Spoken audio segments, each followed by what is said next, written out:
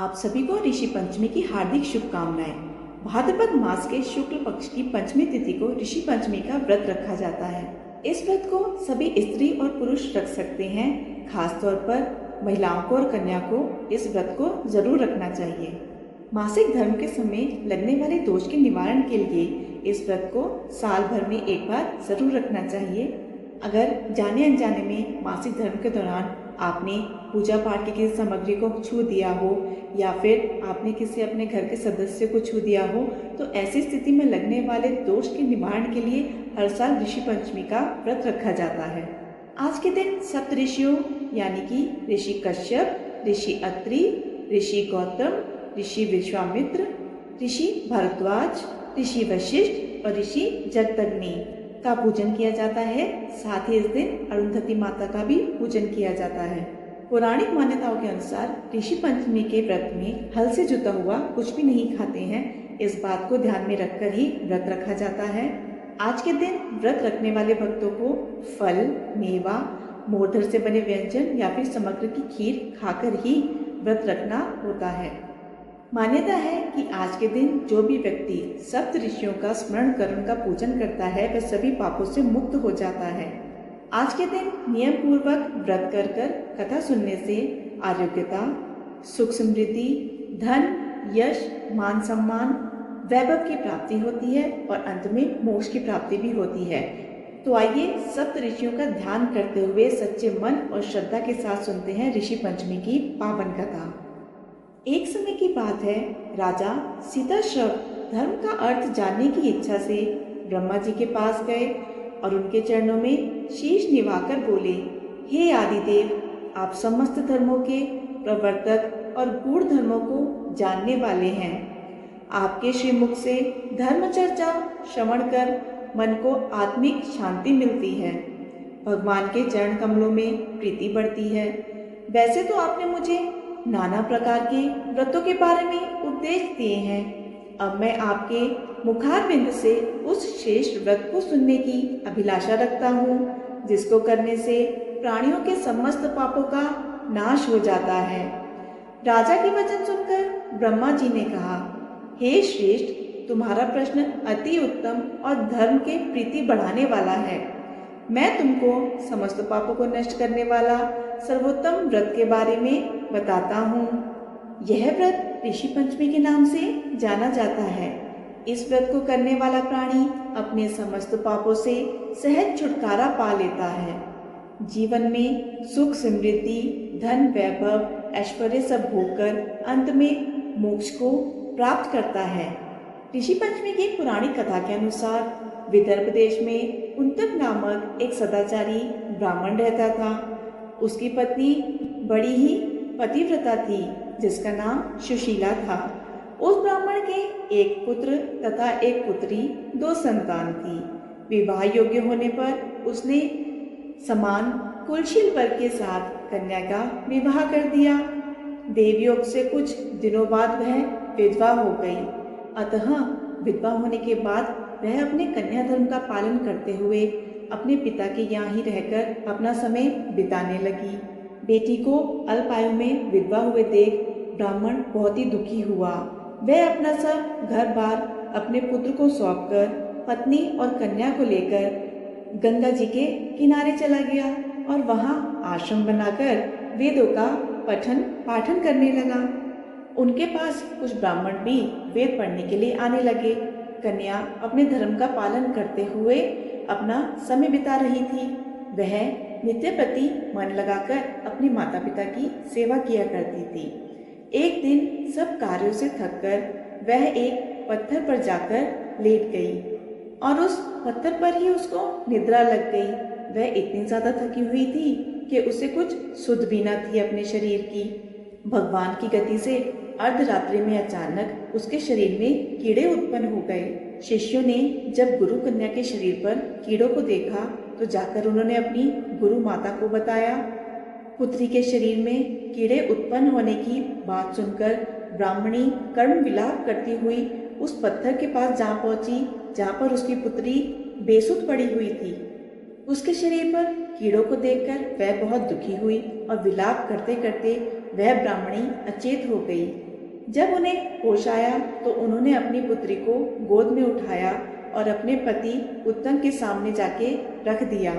कन्या की यह दशा देखकर ब्राह्मणी ने अपने पति से कहा, हे स्वामी, आप मुझे यह बताइए कि मेरी पुत्री की यह दुर्दशा किस पाप के कारण हुई है।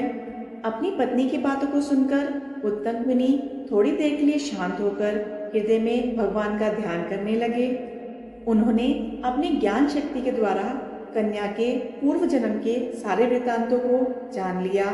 तब अपने नेत्र खोलकर वह कहने लगे, हे प्रिय, ये कन्या अपने पूर्व जन्म में एक ब्राह्मणी थी। उस समय इसने राजस्वला होते हुए भी अपने घर के बर्तन आदि घड़ों को छू लिया था। उसी पाप के कारण इसके शरीर में कीड़े पड़ गए हैं। इसने शुद्ध होने के बाद ऋषि पंचमी का व्रत देखकर भी उस व्रत का आदर नहीं किया था।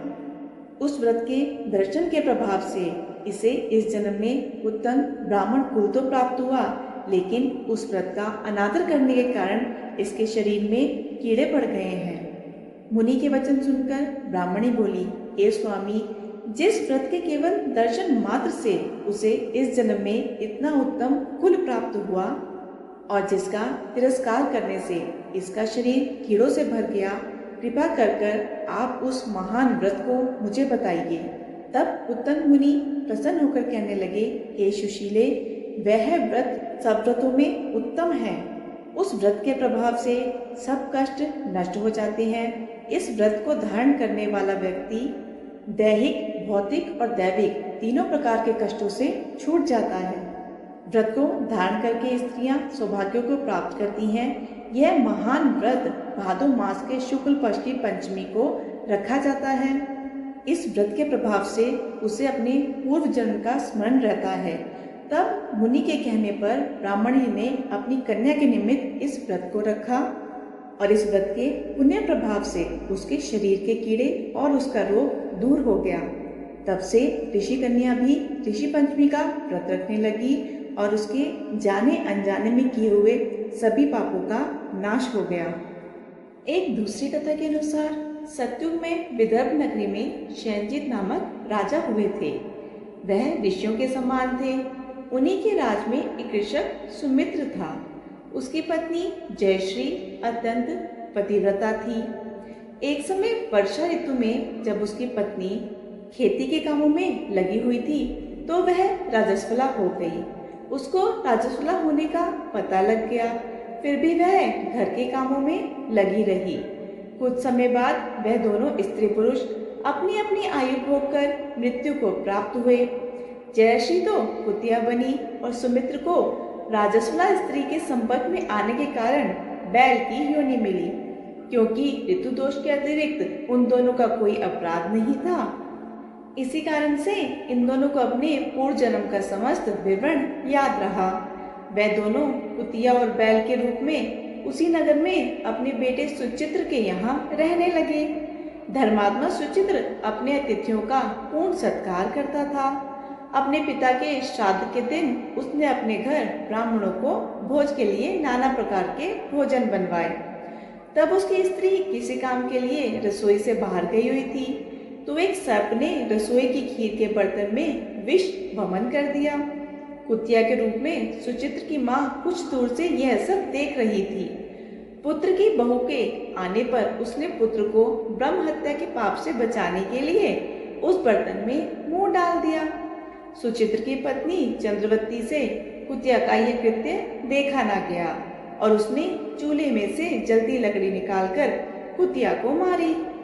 बेचारी कुतिया मार खाकर इधर उधर भागने लगी। चौके में जो झूठन आदि बची रहती थी वह सब सुचित्र की बहू उस कुतिया को डाल देती थी, लेकिन क्रोध के कारण उसने वह भी बाहर फेंकवा दी। सब खाने का सामान फेंकवा कर बर्तन साफ करके दोबारा खाना बनाकर ब्राह्मणों को खिलाया।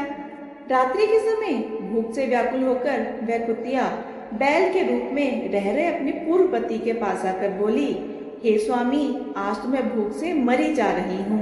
वैसे तो मेरा पुत्र मुझे रोज खाने को देता था, लेकिन आज मुझे कुछ भी नहीं मिला। सांप के विष वाले खीर के बर्तन को अनेक ब्रह्म हत्या के भय से छूकर उसने ना खाने योग्य कर दिया था। इसी कारण उसकी बहू ने मुझे मारा और खाने को कुछ भी नहीं दिया।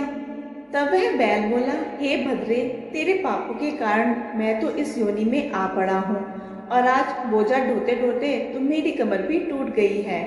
आज मैं भी खेत में दिन भर हल से जुता रहा। मेरे पुत्र ने आज मुझे भी भोजन नहीं दिया और मुझे मारा भी बहुत। मुझे इस प्रकार कष्ट देकर उसने इस श्राद्ध को निष्फल कर दिया है। अपने माता पिता की इन बातों को सुचित्र किसी तरह सुन रहा था। उसने उसी समय दोनों को भरपेट भोजन करवाया और फिर उनके दुख से दुखी होकर वन की ओर चला गया।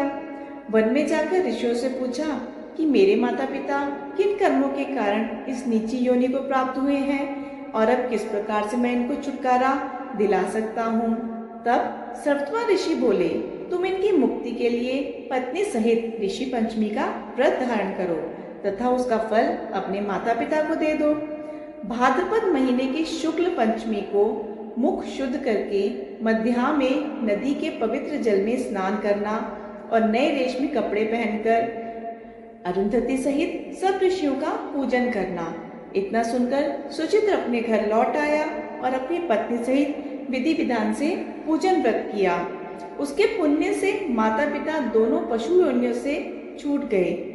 इसलिए जो महिला श्रद्धा पूर्वक ऋषि पंचमी का व्रत करती है वह समस्त सांसारिक सुखों को भोगकर बैकुंठ को जाती है।